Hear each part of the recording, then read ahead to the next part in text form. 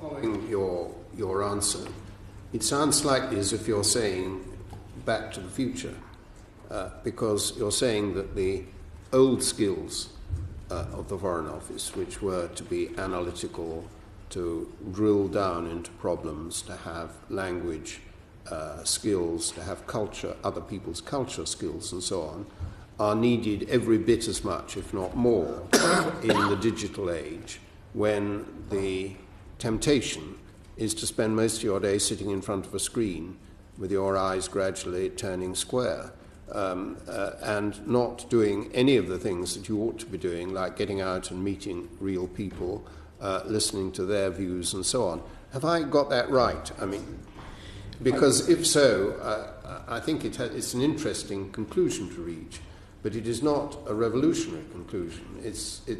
We need to do more of what we used to do and have stopped doing because everyone is glued to their screens. That is very much my conclusion. I felt that, for example, we had to get away from the idea of a desk officer. A desk officer suggests that someone is sat behind a desk. We have to get away from the idea of an embassy as a building and get back to the original idea of an embassy, a group of people, not necessarily just diplomats, sent out to engage, gather information, understand the country in which they were serving. I recommend to the committee a report done by the OECD at the end of January. This is going slightly off track, but I'll try to explain why, on the future of education. And they're suggesting that in order that we ensure the robots work for us and that we don't work for the robots, the skills that we have to develop through our education system are creativity, curiosity, adaptability, flexibility, critical thinking, emotional intelligence, that those are what will set us apart in the next phase. Many people call those 21st century skills. I call them diplomacy.